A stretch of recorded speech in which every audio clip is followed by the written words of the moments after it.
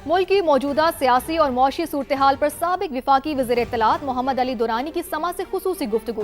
Bureau chief Lahore Zeeshan बख्श से गुफ्तगू में कहा कि PTI की मौजूदा क़यादत खुद बानी PTI की रिहाई में बड़ी रुकावट है। उनका कहना था कि PTI रहनुमाओं की तवज्जो बानी की रिहाई की बजाय वजारतों और ओहदों पर मरकूज है। मोहम्मद अली दुरानी ने कहा कि मार्के हक और ईरान अमरीका कशीदगी के दौरान पाकिस्तान ने दुनिया में अपना मुस्बत किरदार मनवाया।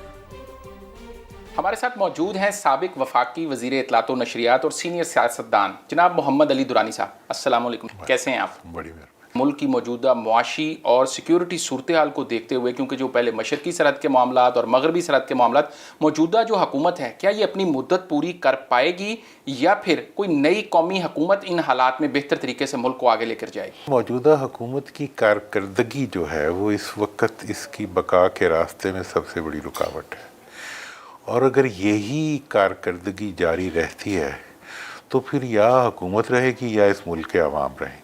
अवाम को बचाने के लिए हुकूमत को चाहिए कि वो पीछे हट के एक ऐसा निज़ाम बनाए मुल्क के अंदर जिसकी वजह से मुल्क की मईशत भी संभले और मुल्क के अवाम को सांस लेने की गुंजाइश मिले।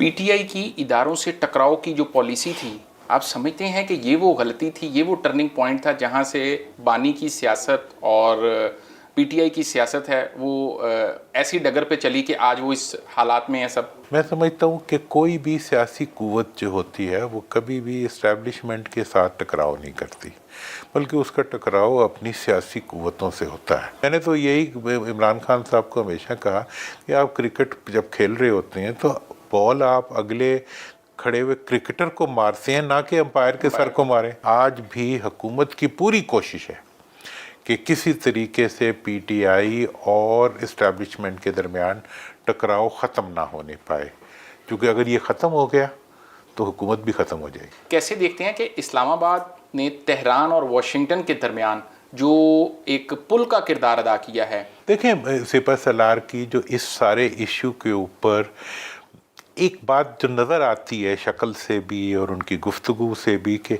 उनका कंसर्न पाकिस्तान है।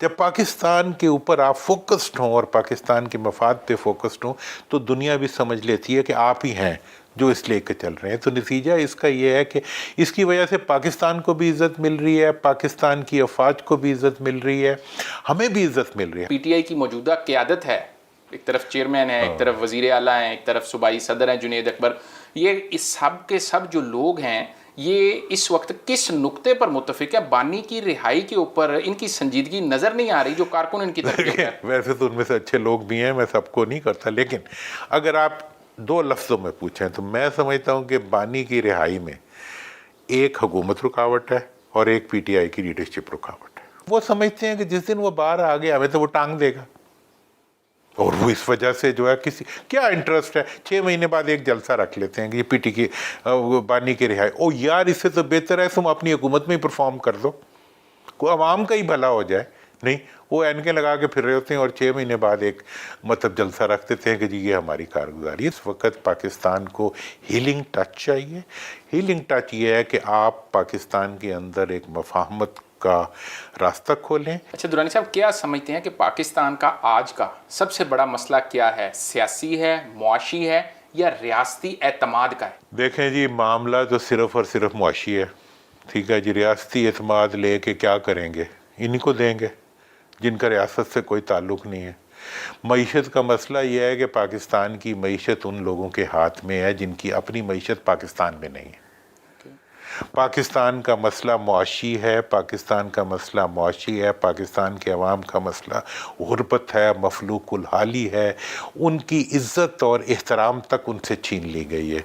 पाकिस्तान की मईशत को संभालने का इसके अलावा कोई रास्ता नहीं है कि पाकिस्तान की मईशत उनके हवाले किया जाए जिनकी अपनी मईशत पाकिस्तान के अंदर है। इस्लामाबाद ने वाशिंगटन और तेहरान में जो ब्रिज का रोल प्ले किया है, क्या इससे हम अपनी मईशत को बेहतर करने के लिए आलमी कुव्वतों से कोई फ़ायदा ले सकेंगे या ये सिर्फ एक स्ट्रेटेजिक यूजेज ही होगा हमारे लिए? पूरी दुनिया पाकिस्तान को आज के दौर में, मैं इस चीज़ के लिए मुझे पता है हुकूमतें किस तरह चलती हैं। मैं समझता हूँ कि इस वक्त पाकिस्तान के लिए अपॉर्चुनिटीज़ के दरवाजे नहीं, फ्लड गेट्स खुल सकते हैं لیکن یہ حکمرانوں کے ہوتے ہوئے وہ نہیں کھلیں گے.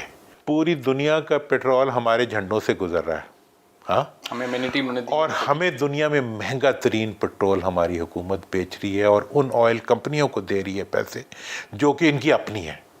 پاکستان کے اندر مہنگی ترین بجلی ہمیں دی جا رہی ہے ان کمپنیوں کی وجہ سے جو ان کی اپنی ہے. پاکستان بجلی بنائیں یا نہ بنائیں ان کو ہم نے پیسے دینے ہی دینے اور ڈالرز میں پے کرنے. پاکستان میں سولر سے ہم نے پیدا کرنے کی کوشش کی ہے اس کے اوپر ڈاکہ لگانے کے لیے. بہت بہت شکریہ.